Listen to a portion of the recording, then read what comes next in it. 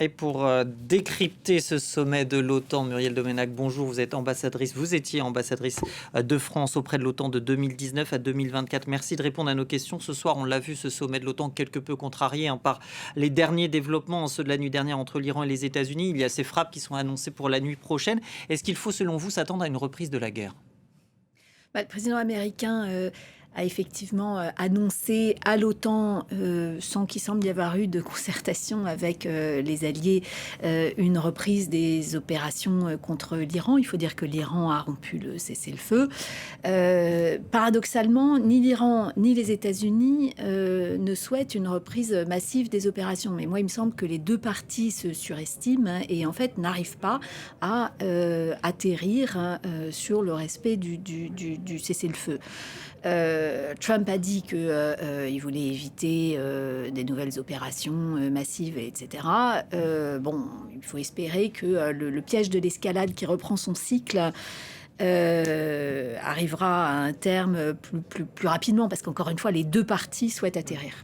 Alors Donald Trump qui a aussi au cours de ce sommet rappelé l'engagement des États-Unis au sein de l'Alliance. Il est d'ailleurs présent, c'est important de le noter. Il a aussi dans le même temps réitéré ses griefs contre les Européens, notamment sur l'Iran. Et ça va même jusqu'à décréter un embargo contre l'Espagne, dont il estime qu'elle ne paye pas assez. C'est assez surréaliste. Oui. En même temps, je ne suis pas certaine que... Il puisse le faire. Voilà, l'Espagne est un pays membre de l'Union européenne, c'est l'Union européenne qui a la compétence exclusive en matière de commerce, Trump parfois varie, enfin bref, on verra. Moi je suis quand même frappée du gain en maturité des Européens, et d'ailleurs c'était un peu le thème du sommet pour les Européens, la montée en responsabilité, le temps de la lucidité, mais en fait on n'a pas le choix, si vous voulez, on a une menace russe croissante, une menace qui est fixée en partie par l'Ukraine, mais les Russes ne font aucun mystère de leurs intentions envers les Européens. Un allié américain incertain, voire à certains moments menaçant. La réédition de la tentation de la prédation de Trump sur le Groenland, c'est significatif. C'est un changement Exactement. Il a commencé sa conférence de presse en disant mais c'est nous qui devrions contrôler le Groenland, et finalement le fait que les Européens le refusent, parce que les Européens ont su en février faire preuve d'unité, eh bien ça le contrarie, et donc il a refait flotter la menace de retirer les forces américaines d'Europe. Bon, le sujet... Et la première ministre danoise lui a d'ailleurs répondu la même chose, ce n'est pas à vendre. Exactement. Donc le sujet du sommet, c'est la lucidité européenne, c'est la responsabilité européenne. La question n'est pas celle du désengagement américain, c'est pas si, mais quand et comment. Nous, on souhaite un désengagement en bon ordre, et cela étant, c'est plus qu'un réveil européen. Là, c'est de l'action européenne pour compenser, le président de la République l'a dit, le retrait des capacités américaines. La France, par exemple, sur le terrain maritime, a pris 80% de la compensation. D'autres prennent énormément en termes terrestres. Il faut souligner à quel point les Européens aujourd'hui assurent la quasi-totalité, avec le Canada, du soutien militaire à l'Ukraine. Il faut souligner l'importance du soutien allemand à l'Ukraine. C'est près de 13 milliards. Ce soutien à l'Ukraine, on a pu voir tout de même cette annonce. On va entendre dans un instant Donald Trump, puisqu'il a donné le feu vert à ces missiles patriotes. C'était une demande de longue date du président ukrainien Volodymyr Zelensky. Nous allons vous accorder une licence à vous, l'Ukraine, pour fabriquer des patriotes. C'est plutôt cool. De cette façon, le président ukrainien ne pourra pas se plaindre qu'on ne leur en donne pas assez. Fabriquez-les vous-même. Nous n'en avons pas encore informé l'entreprise, mais ça s'arrangera. Ils seront sûrement ravis. Alors, du Donald Trump qui fait du Donald Trump, est-ce qu'il y a un fléchissement réel, selon vous, de la position américaine envers l'Ukraine ? On avait vu des frémissements au sommet d'Évian au G7. Là, ça en est la confirmation ? Oui, la diplomatie française a parlé de reconvergence entre les Américains et les Européens sur l'Ukraine après le sommet d'Évian. Et de fait, les Américains ont remis des sanctions sur la Russie. Et par ailleurs, les frappes de ces derniers jours ont montré sur Kiev à quel point les Ukrainiens manquent de défense aérienne. Là, ce qu'a annoncé le président américain, c'est la coproduction de défense aérienne Patriot sous licence américaine, donc la coproduction en Ukraine. Mais on voit bien la manière dont il l'a annoncé que, au fond, il a toujours des difficultés à comprendre qui est l'agressé, qui est l'agresseur. Donc, il a dit, bon, ben voilà, on va les coproduire, et d'ailleurs, ce sera chez vous, comme ça, vous ne pourrez pas me reprocher de ne pas vous en livrer. Cela étant, à très court terme, ça ne règle pas le sujet de Kiev. Moi, j'étais il y a 3 semaines en Ukraine dans le cadre d'un film documentaire que je prépare sur la défense de l'Europe. C'était juste avant le bombardement de la Lor. C'est clair que les Ukrainiens ont de plus en plus de mal à intercepter notamment les missiles de croisière et balistiques russes parce qu'il n'y a que les défenses aériennes les plus sophistiquées pour les intercepter. Donc, dans l'immédiat et avant que la coproduction produise ses effets, il faut craindre un redoublement de cruauté envers l'Ukraine, et à la coalition des volontaires que la France organise le 13 juillet, ce sera un des sujets de renforcer le soutien militaire à l'Ukraine, mais aussi de montrer que les Européens, là aussi, prennent leurs responsabilités.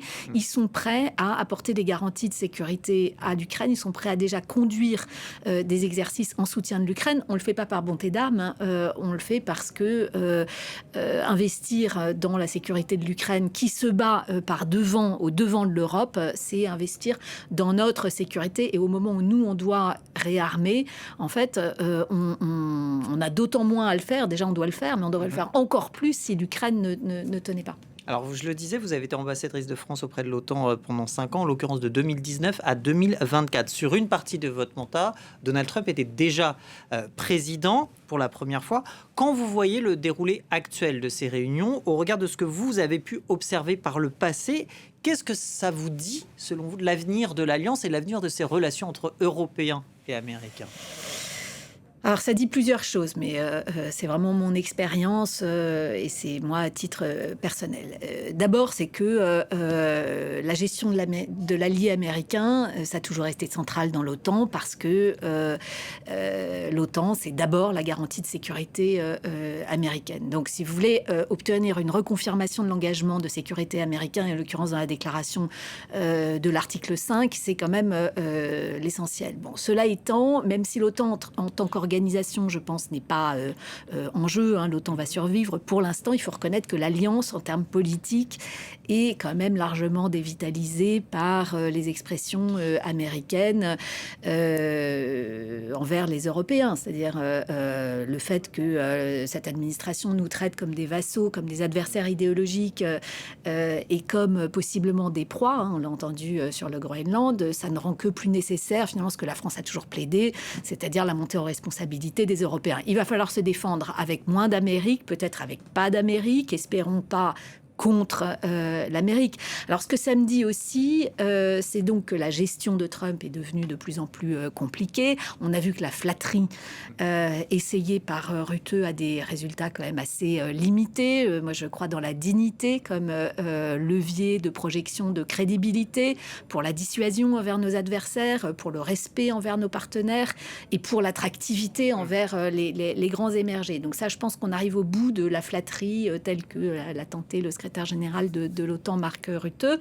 Et enfin, ce que ça me dit aussi, c'est que finalement, et je sais qu'il y a des interrogations là-dessus, et d'ailleurs significativement, la déclaration des Alliés ne prévoit pas de nouveaux sommets l'an prochain. Pas de date. On sait que ce sera en Albanie, mais on n'a pas de date. Oui, en tout cas, bon, voilà, on n'est pas obligé. On n'est pas obligé. Maintenant, les Américains restent nos alliés. L'administration Trump n'est pas éternelle. Même avec l'administration Trump, on arrive à travailler. C'est ça aussi la diplomatie.